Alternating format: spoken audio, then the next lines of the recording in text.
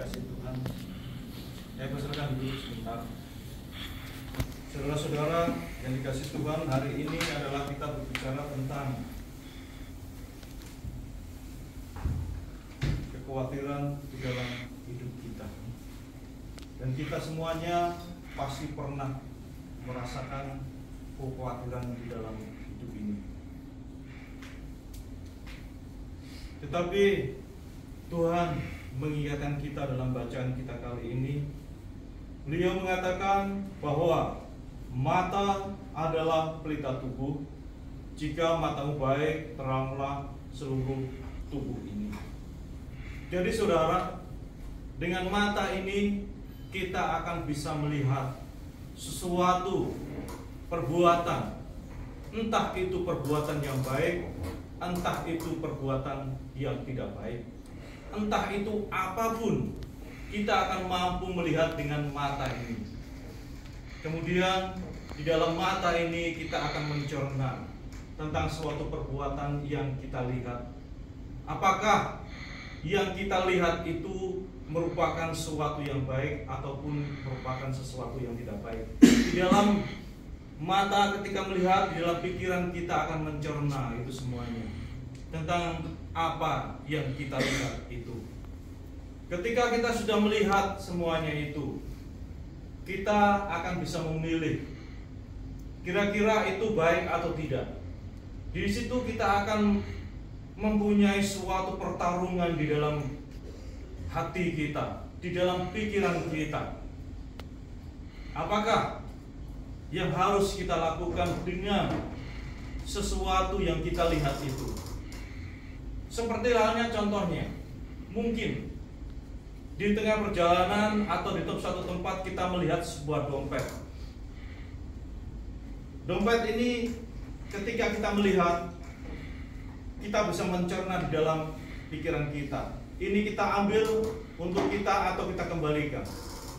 Di dalam hati kita, di dalam pikiran kita, itu akan terjadi suatu pertarungan di dalam diri kita dan di dalam hati kita. Di dalam pikiran kita akan mencerna apa yang harus kita lakukan dengan dompet yang ada di depan kita ini. Selalu seperti itu. Lalu saudara, ketika di dalam pikiran kita itu lebih kuat, mungkin kita akan mengambil dan akan memakainya. Tetapi di dalam hati kita yang terdalam, mungkin kita akan melawan, jangan, kembalikan itu. Itu bukan hakmu. Jadi disitulah pertarungan akan terjadi di dalam hidup kita, di dalam pikiran kita. Bukan hanya itu saja. Ketika kita memandang suatu dompet, tetapi kita akan memandang hal-hal yang lain di dalam dunia ini dengan mata kita. Dan kita harusnya mampu memilah-milah. Kira-kira yang kita lihat ini baik untuk mata kita atau tidak, atau dapat mempengaruhi pikiran kita atau tidak, atau bagaimana. Makanya di dalam gereja ortodoks kita tidak pernah memilih abu-abu. Ketika ya, katakan iya.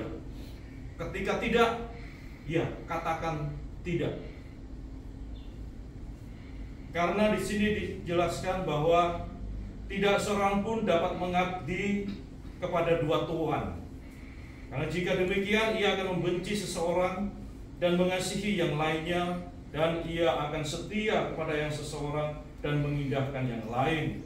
Kamu tidak dapat mengabdi kepada Allah dan kepada Mammon.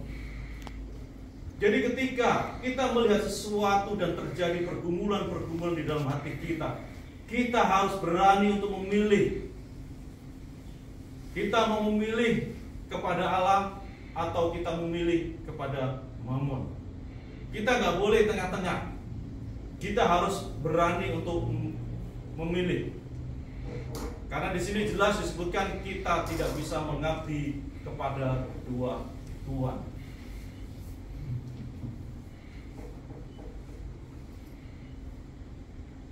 Ketika kita mulai ada rasa, timbullah suatu keraguan-keraguan di dalam hati kita. Timbullah suatu kekhawatiran di dalam diri kita. Misalnya kita berpikir, kalau ini gak aku ambil, kemungkinan saya akan tidak mempunyai apa-apa.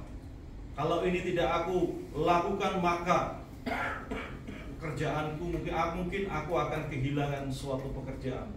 Mungkin aku akan kehilangan suatu kedudukan. Mungkin aku akan ketinggalan, atau mungkin spekulasi-spekulasi seperti itu akan muncul di dalam kehidupan kita ketika kita sudah mulai ada kekhawatiran dan keraguan di dalam hidup. Karena kita sudah tahu kita mau yakin kepada Allah ataukah kita yakin kepada Mamon. Akan timbul suatu keraguan di dalam hidup kita ini seperti ini. Tetapi saudara yang dikasihi Tuhan kita Yesus Kristus, Tuhan memberikan kepada kita, memberikan suatu penguatan kepada kita. Walaupun mungkin dalam suatu pergumulan, dalam suatu percakapan di dalam hati, kuasa Mamon itu lebih kuat, tetapi Tuhan di dalam bacaan kita kali ini pun juga memberi penguatan kepada kita. Di dalam bacaan kita kali ini Tuhan memberi penguatan kepada kita, yaitu tentang burung-burung di udara. Burung-burung di udara mereka tidak menuai, mereka tidak menanam, tetapi mereka menuainya. Mereka dapat mengambilnya, mereka dapat memakannya. Jadi disinilah. Terus ayat selanjutnya, burung aja dipelihara, bagaimana dengan kita, umat manusia? Padahal umat manusia itu adalah suatu ciptaan yang paling mulia di antara segala ciptaan yang Allah telah buat untuk dunia ini. Sehingga tentunya Dia lebih memperhatikan kita sebagai manusia ciptaan yang paling sempurna itu. Jadi dari satu bacaan ini tadi, apa yang perlu kita khawatirkan lagi? Kemudian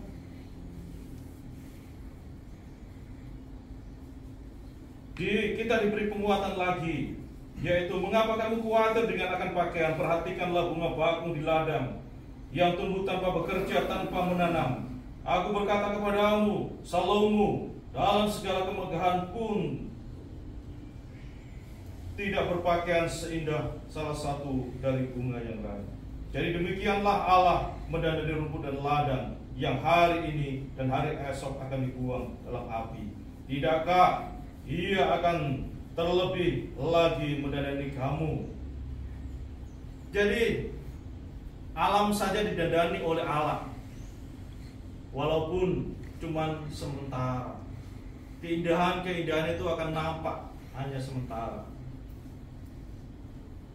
Tentunya kita akan lebih lagi akan didandani oleh Allah ketika kita berani dan mengikhlaskan diri kita untuk memilih kepada Allah. Allah akan mendandani kita ketika kita merelakan diri kita untuk didandani. Bersediakah kita untuk didandani oleh Allah? Bersediakah kita untuk diberi makanan yang mana kita tidak menanam, di mana kita tidak menabur, tetapi kita hanya menuai saja? Bersediakah kita semuanya melakukan itu? Apakah kita akan menolaknya?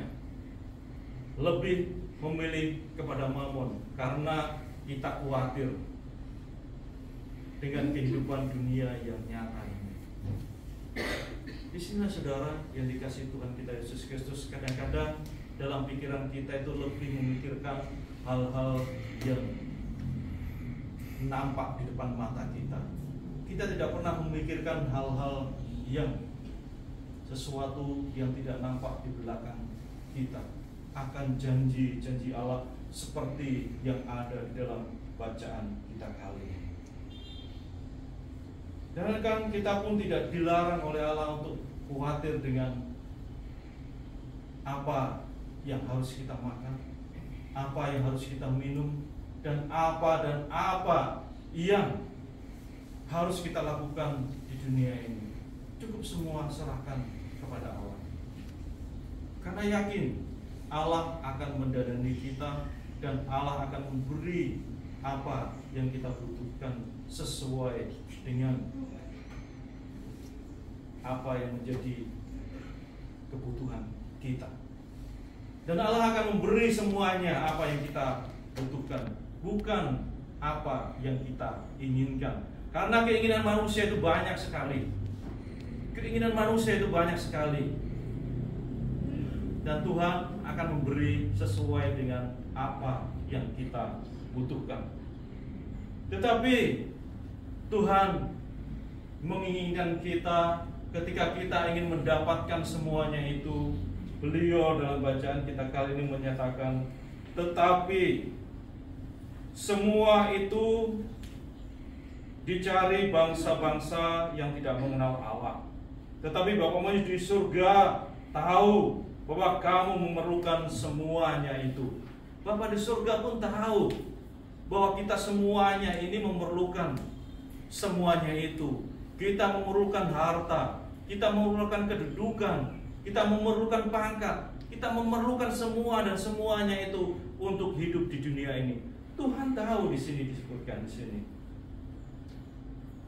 bahwa kita semuanya memerlukan itu semuanya.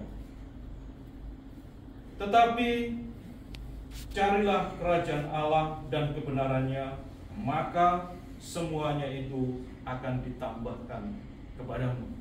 Saudara-saudara, marilah kita semuanya mencoba untuk mencari kerajaan Allah dan mencari kebenaran yang telah diungkapkan oleh Tuhan kita Yesus Kristus melalui ajaran-ajaran dari para rasulnya. Sehingga ketika kita bisa mencari kebenaran itu, saya yakin semuanya akan ditambahkan di dalam kita, di dalam nama Bapa, Putra, dan Roh Kudus. Mari kita lanjutkan liturgi suci.